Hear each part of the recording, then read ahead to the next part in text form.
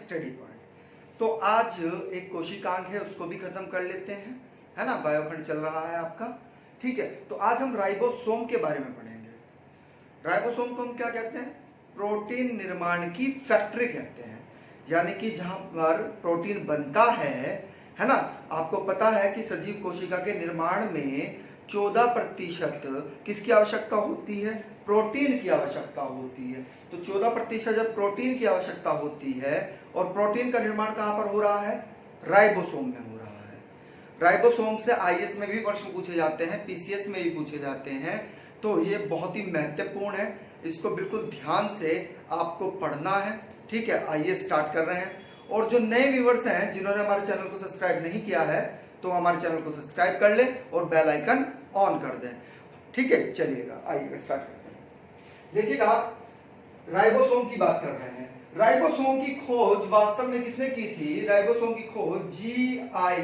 प्लाडे ने की थी, और इसी कारण राइबोसोम को क्या कहा जाता है? प्लाडे कण भी कहा जाता है।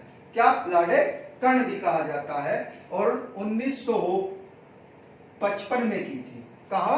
1955 में। ये तो बात करी हमने किसकी? बिल्कुल ध्यान समझना है। ये तो बात करी हमने जंतु कोशिका में। किसमें? जंतु कोशिका में। किसने खोज की थी भाई? जी.आई. प्लाडे ने की थी। लेकिन अगर हम कहें कि पादप कोशिका में किसने की थी, तो दो वैज्ञानिक हैं, नाम याद रखना है, रॉबिन्सन और ब्राउन। इन्होंने क्या किया था? वास्तव में इन्होंने पादप कोशिका में इसकी खोज की थी। किसमें? पादप कोशिका में। Clear point? आ रही है बात समझ में? आपका होमवर्क है, आपको बताना है कि पहले पादप कोशिका में हुई थी या फिर जंतु कोशिका में हुई थी, है ना। तो ये आपको बताना है, ठीक है। याद रखिएगा, पूछेंगे आपको, ठीक है। चलिए आइए स्टार्ट करिए, नोट्स बनाते रहिए, लिखते रहिए आप भी, ठीक है। आइएगा। तो अब दूसरी अगर हम बात करें कि राइबोसोम के नाम क्या क्या हैं, तो राइबोसोम के नाम वास्तव में देखिए, बिल्कुल ध्यान से सुनिएगा, इसे ही क्या कहा जाता है? नाम की बात करें अगर हम, इसे ही प्रोटीन निर्माण की फैक्ट्री कहते हैं। किसकी? प्रोटीन निर्माण की फैक्ट्री कहते हैं। Clear point? आ रही है बात समझ में? इसे ही हम क्या कहते हैं? इसे ही हम कोशिका का इंजन भी कहते हैं। क्या कहते हैं? कोशिका का इंजन भी इसको ही कहा जाता है, ठीक है। न्यूक्लियो बहुत इंपॉर्टेंट है, ये भी बताएंगे क्या? राइबो न्यूक्लियो प्रोटीन कण भी इसी को कहते हैं। किसे? राइबोसोम को ही कहते हैं। बात समझ में आ रही है? चलिएगा स्टार्ट करते हैं, आइएगा समझिएगा। अन्य दो नाम और आपको आगे मिलेंगे, याद रखना है आपको। नामों से भी प्रश्न पूछे जाते हैं, तो छोटी परीक्षाएं होती हैं, उनमें नाम ही सीधा सीधा उठाकर पूछ लिया जाता है। तो राइबोसोम के बारे में बात कर रहे हैं। इसके अगर हम आकार की बात करें, तो वास्तव में इसका आकार कैसा है? कितना है? 150 एंगस्ट्रॉम से लेकर कितना? 250 एंगस्ट्रॉम तक है। और सबसे छोटी कोशिकांग भी यही है। क्या है? सबसे छोटा कोशिकांग भी यही है, ठीक है। इसीलिए देखिएगा, एक चीज और समझिएगा कि राइबोसोम जो है वास्तव में वह प्रोकैरियोटिक में पाया जाता है, माइटोकॉन्ड्रिया में पाया जाता है, और क्लोरोप्लास्ट में पाया जाता है। कितने प्रकार का? 70S प्रकार का। कितने S प्रकार का? 70S प्रकार का। यानी कि अवसाद गुणांक के आधार पर अगर हम बात करें, तो वास्तव में अवसाद गुणांक के आधार पर दो भागों में बांटा गया है। कौन कौन से में? एक तो 70S प्रकार में और एक 80S प्रकार में। तो जो 70S प्रकार का प्रोटीन है वह प्रोकैरियोटिक, माइटोकॉन्ड्रिया और क्लोरोप्लास्ट में पाया जाता है। अब माइटोकॉन्ड्रिया, क्लोरोप्लास्ट क्या है? कोशिकांग है कि नहीं है? ये दोनों भी तो कोशिकांग हैं। तो इसीलिए इसको क्या कहा जाता है? इसीलिए इसको कोशिकांग के अंदर कोशिकांग भी कहा जाता है। याद रखिएगा, बहुत ही महत्वपूर्ण पॉइंट है, ये भी बता रहे हैं हम आपको, ठीक है। वास्तव में ये जो S है, ये S क्या है? वास्तव में ये S क्षमता मापने की इकाई है। किसकी? प्रोटीन की क्षमता मापने की इकाई है ना। आ रही है बात समझ में? इसे ही क्या कहते हैं? सूडेव वर्ग कहते हैं। इसे सूडेव वर्ग इकाई कहते हैं। अगर हम सेकंड में बात करें कि S का मान कितना होगा, 1S बराबर, तो 10 to the power -13 सेकंड होता है। कितना होता है? 10 to the power 13 सेकंड होता है। याद रखिएगा, इंपॉर्टेंट फैक्टर पूछा जाता है। ठीक है, ये स्तनधारियों की आरबीसी में अनुपस्थित रहती है। बहुत इंपॉर्टेंट फैक्ट है कि स्तनधारियों की आरबीसी में राइबोसोम होता है कि नहीं होता है, तो नहीं होता है। ठीक है, आइएगा आगे चलते हैं। देखिएगा, जो 70S प्रकार का राइबोसोम है वास्तव में होता क्या है कि इसमें 60% क्या होता है, आरएनए होता है, और 40% क्या होता है, प्रोटीन होता है। जबकि 80S प्रकार का जो राइबोसोम होता है उसमें 40% आरएनए होता है और 60% क्या होता है, प्रोटीन होता है। क्लियर है पॉइंट। अब आप देखिएगा कि 70S में प्रोटीन कम बन रहा है ना, आ रही है बात समझ में, जबकि 80S में प्रोटीन ज्यादा बन रहा है। अर्थात किसकी क्षमता ज्यादा है। प्रश्न ऐसे भी आपसे बन सकता है कि कौन से राइबोसोम में प्रोटीन बनाने की क्षमता अधिक है, तो आपका आंसर क्या होगा, आपका आंसर होगा 80S। क्या होगा, 80S। पॉइंट क्लियर है। आइएगा आगे चलते हैं। तो अवसाद गुणांक क्या होता है।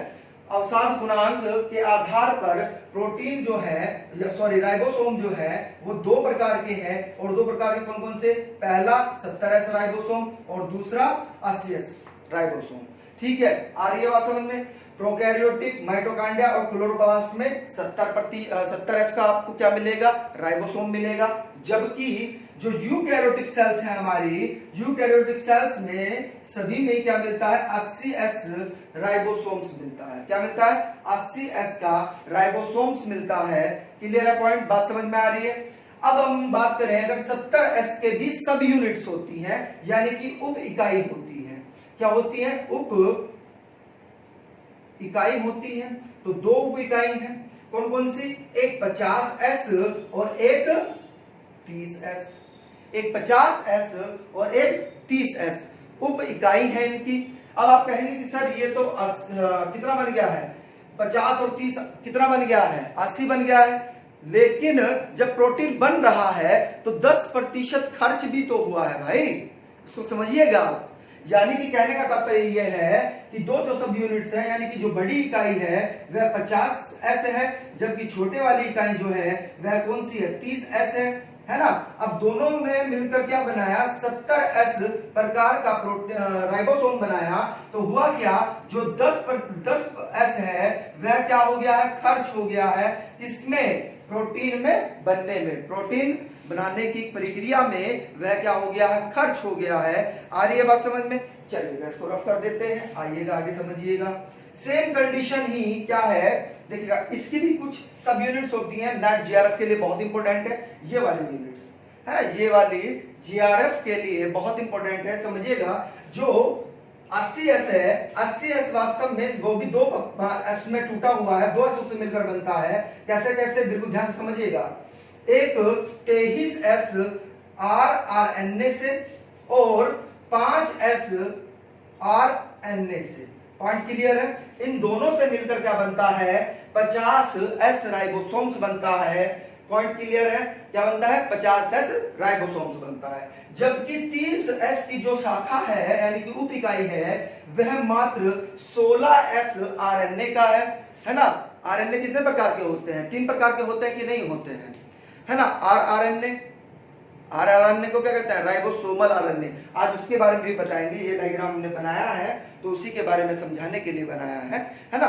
ठीक है, आरएनए के बारे में भी बताएंगे, राइबोसोमल आरएनए के बारे में भी आपको बताएंगे, है ना। एक क्या होता है, टीआरएनए होता है ना, टीआरएनए ट्रांसफर आरएनए। एक क्या होता है, मैसेंजर आरएनए, है ना। क्या होता है, मैसेंजर आरएनए, जिसको हम क्या कहते हैं, एमआरएनए बोलते हैं। आइएगा तीनों पर आप थोड़ा थोड़ा बता देंगे, लेकिन ज्यादा जो पॉइंट रहा है वो राइबोसोमल आरएनए के बारे में। ये जो डायग्राम बनाया हमने, ये क्या है वास्तव में, राइबोसोमल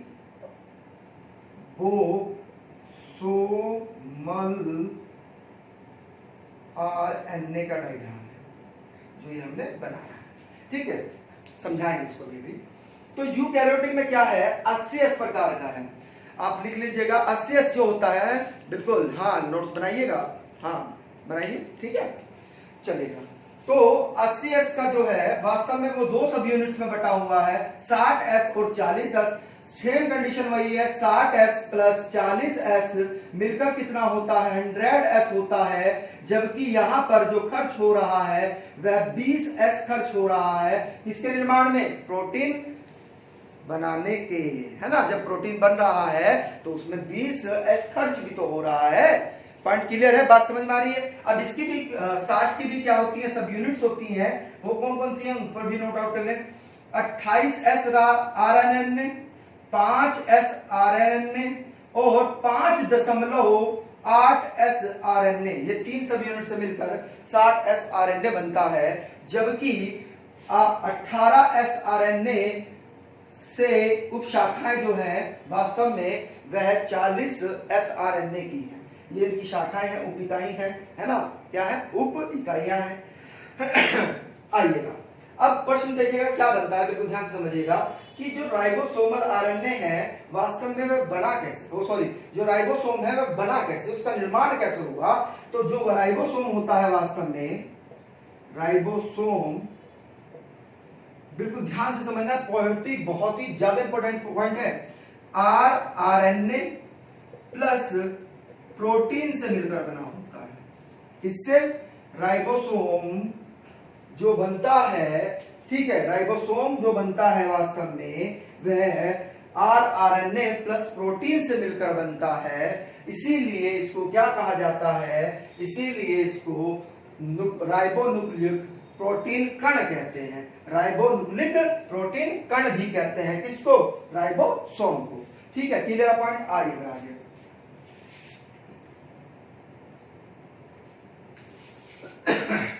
देखिएगा होता क्या, डायमीटर से भी प्रश्न पूछा जाता है, तो डायमीटर के बारे में हम थोड़ा सा आपको विश्लेषण कर दें, है ना। आइएगा समझिएगा, ये 60s राइबोसोम है, ये 60s राइबोसोम है, ये 40s राइबोसोम है। जब ये दोनों आपस में जुड़ते हैं तो होता क्या है, जब इनको मैग्नीज की प्रेजेंस में रखा जाता है और मोलिकुलर वेट कितना रहता है इसका, 0.001 मोल पर इसको रखा जाता है। इस पर 0.001 मोल पर रखा जाता है मैग्नीशियम को, तो होता क्या है कि यहाँ पर 80s राइबोसोम बन जाता है। क्या होता है, 80s राइबोसोम बन जाता है। यदि फिर दोबारा से हम क्या करें, 10 गुना कर दें इसको, किसकी, इसी की संख्या को 10 गुना करना चाहते हैं तो मैग्नीशियम की प्रेजेंस में ही, तो वह क्या बना देता है वास्तव में, वह 20s डायमीटर बना देता है। क्या बनाता है, 20s डायमीटर बना देता है। देखिए यहाँ पे हमने स्पष्ट रूप से लिखा हुआ है कि जब 80 प्लस 80s मिलता है तो 120s का डायमीटर बनता है, जबकि 70 प्लस 70 जब बनता है तो 100 मीटर का क्या बनता है, डायमीटर। 100s का क्या बनता है, डायमीटर बनता है। चलेगा, क्लियर पॉइंट, आ रही है बात समझ में। तो अगर आपको 10 गुना करना है तो क्या करना पड़ेगा, मैग्नीशियम की प्रेजेंस में 10 गुना आने के लिए यहाँ पर हमें क्या प्राप्त हो जाएगा, हमें 120s डायमीटर प्राप्त हो जाएगा। एक ये प्राप्त हुआ, इसके साथ में ये है और ये बना फिर छोटा उप इकाई, इसकी बड़ी इकाई बन गई, ये छोटी इकाई, ये बड़ी इकाई, ये छोटी इकाई, ये छोटी इकाई, ये बड़ी इकाई, अलग अलग दोनों की। अब देखिएगा होता क्या है वास्तव में कि मैसेंजर आरएनए इनको जोड़ने का कार्य करता है। क्या करता है, मैसेंजर आरएनए इन दो उपशाखाएं जो है, इन जोड़ने को, यानी कि छोटी इकाई को और बड़ी इकाई को जोड़ने का कार्य कौन कर रहा है, वास्तव में मैसेंजर आरएनए कर रहा है। कौन कर रहा है, मैसेंजर आरएनए, यानी किसी के माध्यम से जुड़ते हैं। ठीक है, जो छोटी इकाई होती है उसके 3 भाग होते हैं, आधार, शीर्ष और प्लेटफॉर्म, जबकि बड़ी उप इकाई जो होती है उसके भी 3 ही होते हैं, श्रृंग, वृत्त और नलिका, जिसको केंद्रीय उभार भी कहते हैं। क्या कहते हैं, केंद्रीय उभार भी कहते हैं। आइएगा हेडिंग डाल लीजिएगा, अब हेडिंग डालिएगा बिल्कुल ध्यान से कि राइबोसोमल आरएनए, क्या, राइबोसोमल आरएनए,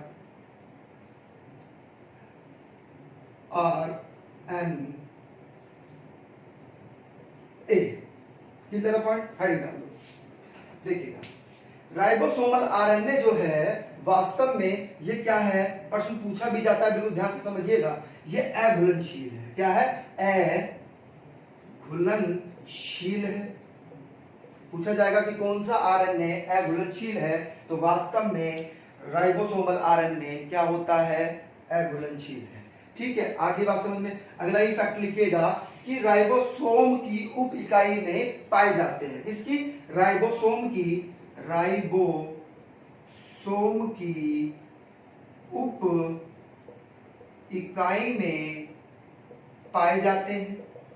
ठीक है, क्लियर पॉइंट, पाए जाते हैं। अगर पूछा जाए कि तीनों आरएनए में सबसे भारी कौन सा है, तो सबसे भारी भी यही आरएनए है भाई।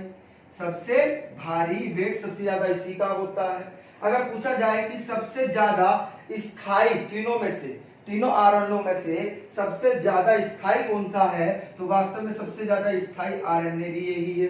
पॉइंट क्लियर है। अब पूछा जाए कि इसका निर्माण कहाँ हो रहा है, अगर निर्माण की बात करें तो इसका निर्माण जो होता है वास्तव में वह केंद्रिका में होता है। किसमें होता है, केंद्रिका में होता है। कहने का तात्पर्य यह है, जो क्रोमोसोम होता है हमारा, जब क्रोमोसोम का निर्माण होता है तो उसी समय राइबोसोमल आरएनए का भी निर्माण होता है। क्लियर है पॉइंट, आ रही है बात समझ में। अब इसके अगर हम कार्य की बात करें, इसकी राइबोसोमल आरएनए की, राइबोसोमल आरएनए का बहुत ही महत्वपूर्ण कार्य है। ये क्या करता है, मैसेंजर आरएनए और ट्रांसफर आरएनए को राइबोसोम से जोड़ता है। दोबारा से बोल रहे हैं, बिल्कुल ध्यान से समझिएगा, लाइन को लिख लीजिएगा।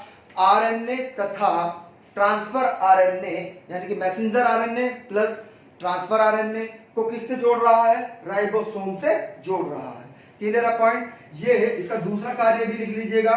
ट्रांसलोकेशन के समय क्या होता है, प्रोटीन सिंथेसिस का कार्य भी ये करता है। और सबसे महत्वपूर्ण कार्य राइबोसोम का क्या होता है, ये तो आपने लिख लिया, राइबोसोम का कार्य भी लिख लीजिएगा। इसका कार्य है प्रोटीन संश्लेषण। क्या है, प्रोटीन संश्लेषण, ये इसका प्रमुख कार्य है, इसका राइबोसोम का। तो अगर वीडियो जरा सी भी अच्छी लगी, आपको लेक्चर अच्छा लगा, तो लाइक और कमेंट करके हमें बता दीजिएगा, हमें आपका ठीक है आगे चाहिए। ठीक है, थैंक यू वेरी मच।